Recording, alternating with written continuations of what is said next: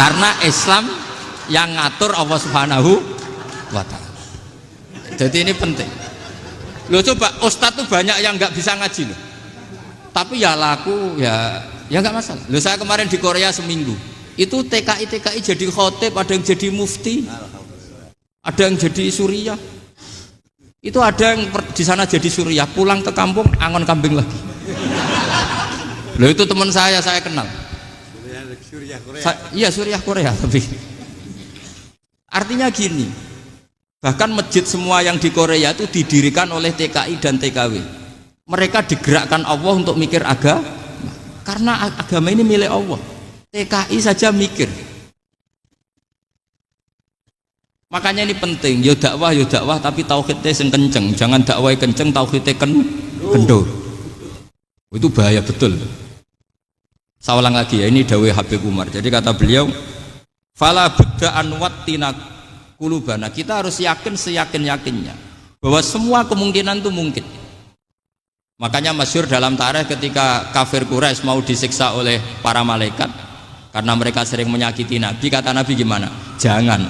Saya berharap kalau bapaknya tidak mukmin, suatu saat anaknya mukmin. Masyhur dalam tarikh. Musuh Nabi besar siapa? Walid bin Mughirah. Punya anak Khalid bin Walid. Abu Lahab punya anak Darrah, itu mukminah yang baik. Abu Jahal punya anak Ikrimah, itu mukmin yang baik. Di Indonesia lebih hebat lagi. Bapaknya ra iso maca Quran, anaknya hafid. Bapaknya utun ra tamat SD, anaknya jadi dekan. Di Indonesia banyak orang nggak siapa-siapa, anaknya jadi presiden, anaknya jadi menteri. Artinya jangan karena bapaknya kafir kamu nganggep anak turunnya pasti selalu kafir. Teori itu sudah salah zaman Rasulullah. Yaitu Walid akhirnya punya anak Khalid, Abu Lahab punya anak Darrah, terus siapa? Abu Jahal punya anak siapa? Ini penting saya utarakan karena dakwah kalau terlalu semangat nanti kalau menghilangkan tauhid bahaya. Tetap innal huda. Uni Soviet kayak apa? Mengkooptasi negara-negara sekelilingnya sampai jadi Zuni. Tapi apa yang terjadi? Uni Soviet yang runtuh, persemakmurannya semua rata-rata jadi negara apa? Islam, kayak Uzbek, kayak Ceknya, kayak apa-apa. Karena agama ini diurus Allah. Sehingga kalau tapi kamu ngitmai agama nggak apa-apa. Makanya istilahnya Habib Umar khodamah itu pelayan, nggak apa-apa. Kita ngitmai agama itu nggak apa-apa. Dengan ngitmai terus mikir nggak apa-apa. Tapi jangan mikir yang merasa kalau kita mati wah nanti agama ini kukut karena saya mati. Kamu itu siapa? Agama Islam ini tidak pernah dipasrahkan kamu.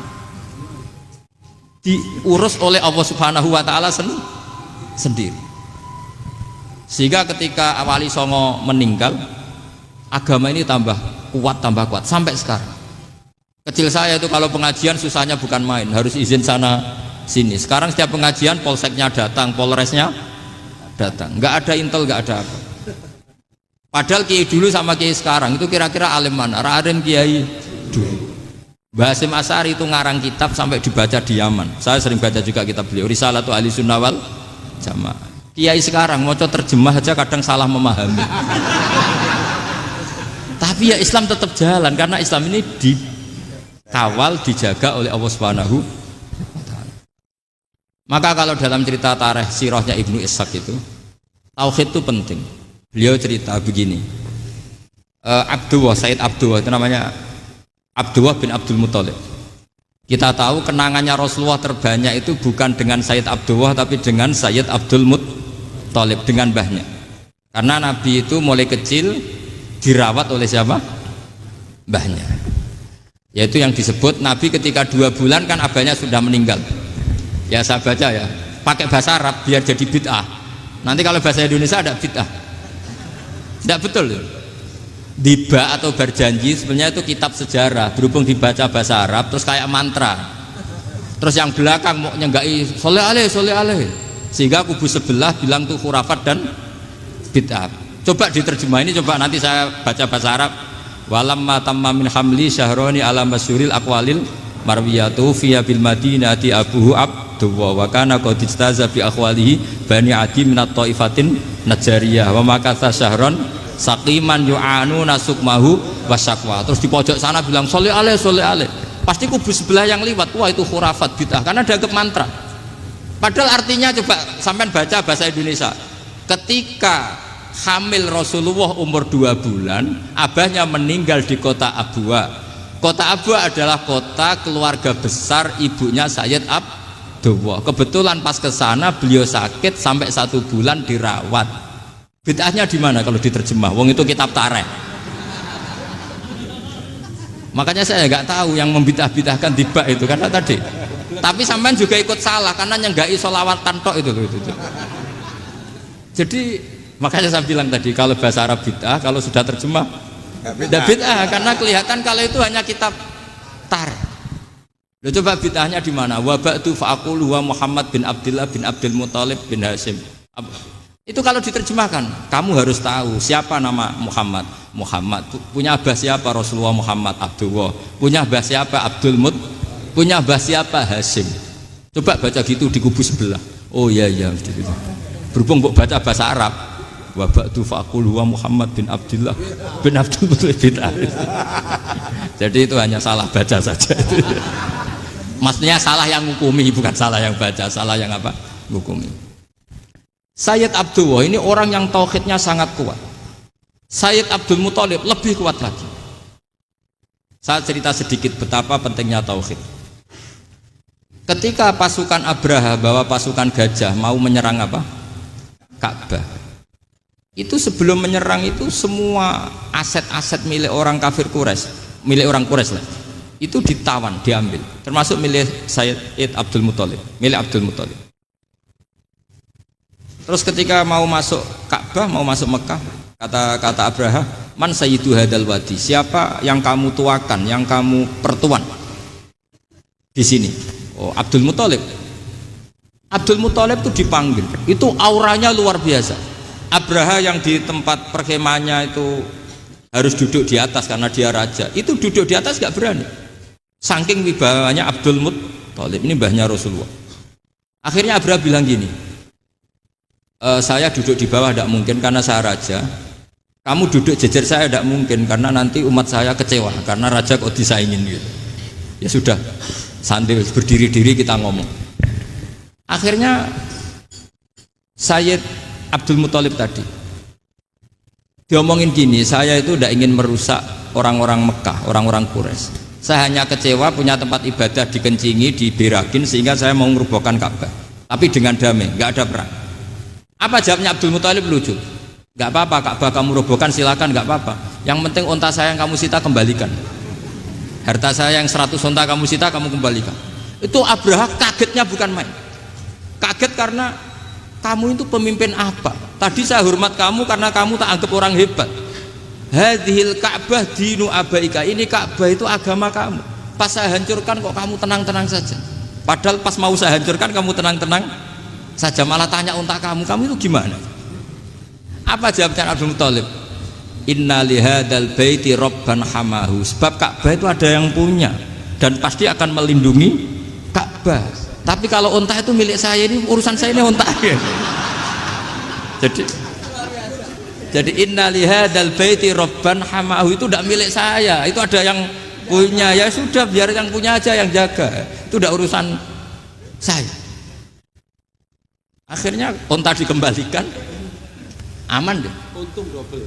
Terus akhirnya dia ke Ka'bah, fa'akhudha bi halaqatil bab, karena dulu apa itu halaqatil bab, karena dulu itu yang dipakai apa itu pegangan itu bentuknya apa, bulat, makanya diistilahkan halaqah apa, bulat. Kalau sekarang halaqah ilmiah itu seminar, bulat. Halaqah itu buruhi lain lagi. Pegang terus bilang gini, kata Abdul Muthalib, ya Allah, Ka'bah ini mau dihancurkan oleh Abraha, Ka'bah ini milik kamu. Saya mau ke gunung, mau melihat apa yang kau lakukan terhadap orang yang mau merusak Ka'bah. Terus Abdul Muthalib bilang ke umatnya, wa ya qaumi, ayo kita ke gunung melihat ma fa'ala rabbuna, apa yang akan dilakukan Tuhan kita terhadap orang yang mau menghancurkan Ka'bah. Jadi santai saja, santai. Terus Abdul Muthalib naik gunung sama orang-orang Quraisy. Abraha datang mau merusak Ka'bah, terus terjadi alam taro kaifa fa'ala rabbuka bi ashabil fil. Itu melihat, dan betul Ka'bah dijaga Allah. Islam juga gitu. Ketika Islam dikooptasi Uni Soviet, semua ulama, semua wali perasaannya hanya nunggu kehancuran Uni Soviet karena pasti agama ini dijaga. Saya setiap sholat, setiap munajat ketika baca Rabbana lakal hamdu bil samawati wa mil'ul ardi. Dulu saya iskal itu janggal. Ya Allah, engkau zat yang layak dipuji, yang pujian itu memenuhi langit dan bumi. Pikiran saya kalau bumi ateis itu mujinya kayak apa? Tapi masya Allah ketika saya datang di Korea, bumi ateis ternyata di sana banyak masjid, banyak tasbih, bahkan ada sakduna di sana. karena Allah sudah ngendikan lakal hamdu mil'us samawati wa mil'ul ardi. Dan sekarang nyata, semua bumi ateis, bumi apa saja ada tasbihnya, ada tahmidnya. Makanya sadaqallahul adzim ketika ngendikan sanurihim ayatina fil afaq walladzi arsala rasulahu bil huda dinil haqqi liyuzhirahu 'alad dini kulli. Makanya saya mohon sekali bahwa agama ini harus kamu khidmah. Tapi enggak boleh kamu pikir. Atau dibaliklah, khidmah maka memikir. Tapi tidak usah GR bahwa agama ini diserahkan sampean. Saya juga gak ridho.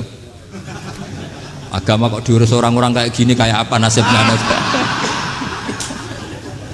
Jadi ini penting karena rata-rata kiai alim itu tidak jelas. Terus oleh orang-orang yang nggak pernah ngaji itu, wah ini nggak jelas, nggak tegas. Islam itu harus tegas. Maksudnya tegas itu kayak apa? Tegas itu di wilayah kita. Kalau istri kamu mau diperkosa orang itu boleh tegas, itu wilayah kamu. Tapi kalau hidayat itu wilayahnya Allah Subhanahu wa Ta'ala, kita tidak pernah tahu. Bahkan yang sudah Islam saja, nyuwun sewu, itu nggak ada jaminan mati husnul. Kita tahu dalam sejarah Sa'labah itu dapat gelar hamamatul masjid, merpatinya masjid. Tapi kita tahu akhirnya Sa'labah itu apa? Su'ul khotimah. Sampai dalam Islam selalu diajarkan ya muqallibal qulub tsabbit qalbi ala dini. Jadi kalau kita sendiri saja masih ingin selalu husnul khotimah, agak ada ruang untuk mudah menvonis orang lain. Makanya saya salut sekali ketika Habib Umar menulis kita semua ini mengkhidmati hadal kaun dan selalu berharap bisa saja suatu saat orang yang sedang kafir bisa saja suatu saat muslim. Nah soal kalau yang sama yang harbi menyerang kita ya tarung. Kalau artinya kalau yang merangi kita ya kita wajib perang, kalau enggak ya habis kita. Seperti kita lakukan ketika diserang Belanda. Tapi ketika mereka musta'man, dhimmi, mu'ahad, orang-orang kafir yang mau berdamai dengan kita ya kita damai. Sebagaimana yang dilakukan Rasulullah SAW ketika berdamai dengan kafir Quraisy yang dipimpin Suhail bin Amr. Masyhur itu dalam tarikh. Singkat cerita kan Sayyidina Ali ini pernah konflik sama orang Khawarij. Kata Sayyidina Ali, ya sudah lah, namanya kita musuhan, kita tidak usah ketemu, pakai mediator, kata Sayyidina Ali. Kata orang Khawarij, ini apa-apaan kok butuh mediator? Nggak ada Qur'annya, ada hadisnya.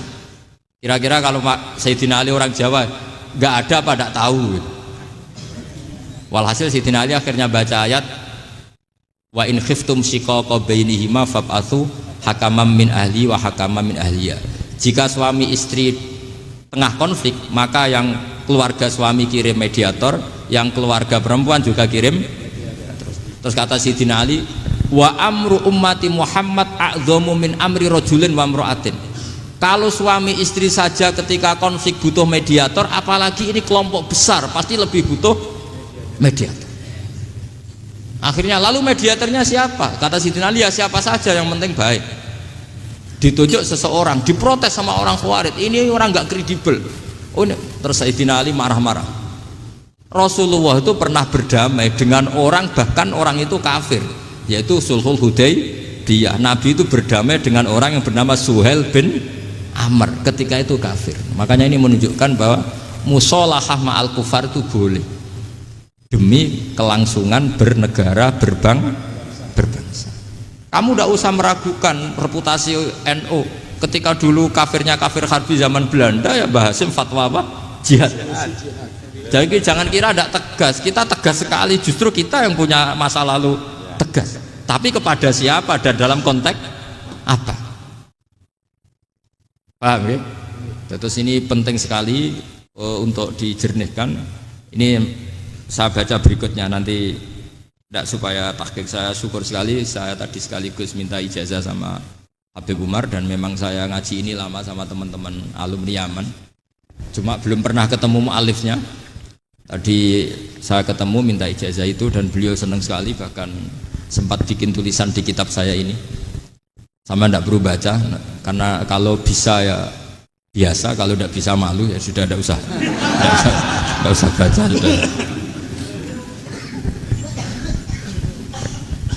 Terus ini kata beliau, ini masih saya teruskan. Nahnu min hadhil intilaqah naktasibu thabatana wa quwwata yaqinina wa illa fa fil ardi mu'aridun wa muntaqidun wa mukhalifun min akhyarin wa asyrarin sholihin wa fasikin muslimin wa kuffar. Kalau kamu punya satu metode ilmiah, metode dakwah, kamu harus siap, karena pasti ada yang menentang. Yang menentang itu ya mulai orang soleh, tidak soleh, orang macam-macam. Jadi kalau sudah punya manhaj, memang dari awal harus siap apa? Ditentang. Jadi misalnya PBNU punya kebijakan apa, ya sudah siap saja dibully. Itu pasti itu, karena nggak ada manusia semua suka, semua benci. Kata beliau, anta in kunta fi syakkin min hadzal maslak wal manhaj fattabi man syi'ta wasaha angka ghaniyah wa in kunta ala yaqinin annahu al huda wa mirasun nubuwah wa annahu haqiqatu tarjamatil ahdi ma'rab fala tata'atsar min kalami ahadin yakunu mangkana. Jadi intinya kita mengawal Islam secara rahmatanil alamin itu justru kita berharap menjadi simpatik dan menjadikan mereka menjadi nopo Islam. Jangan ketika simpatik dianggap gak tegas. Saya masih ingat betul dawuh Mbah Mun, hak sekseni, kata beliau. Saya masih ingat kalimatnya, sekseni akurat tegas itu berdasar ayat laisalaka minal amri syai'un aw yatuba alaihim aw yu'adzibahum. Karena potensi sosial itu bisa rubah. Orang yang sekarang kawan kamu bisa saja suatu saat jadi musuh. Yang sekarang musuh kamu bisa saja suatu saat jadi kawan. Terus kamu ngambil sikap tegas dalam sesuatu yang nggak stabil seperti ini, lalu tegas itu kan nggak pada tempatnya. Makanya yang seperti ini kata Allah pakai asa itu menawa-menawa. Asa wahu ayyaj'ala bainakum wa bainal ladzina adaitum minhum mawaddah. Bisa saja orang yang sekarang musuhan dengan kamu suatu saat dijadikan mawaddah. Kamu udah mawaddah itu saling mengasihi. Kamu udah usah tanya, wallahu qadir, kata Allah, karena Allah mampu. Jadi dalam hukum-hukum sosial Allah seringnya bilang apa? Asa. Misalnya wa asa an takrahu syai'a wa huwa khairul lakum wa asa an tuhibbu syai'a wa huwa syarrul lakum. Karena masalah sosial ini semuanya asa, yang pernah tahu siapa? Bisa saja sekarang saya Rois Suriah, nanti SK-nya nggak turun lagi, tapi saya tidak apa-apa. Bisa saja nanti santri 10 tahun dipimpin 3 bulan, nggak apa-apa. Bolak-balik nggak apa-apa, saya tidak akan kecewa. Karena masya Allahu kana wa malam biasa